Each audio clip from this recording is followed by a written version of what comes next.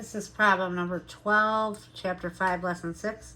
Dana's recent math exam grades were 67, 62, 70, 69, 90, 93, 95, 88, and 93. What is Dana's median score?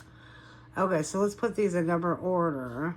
Let's go from lowest to highest. You have 62, 67, 70, oh, I forgot 69, 69, 70, 88,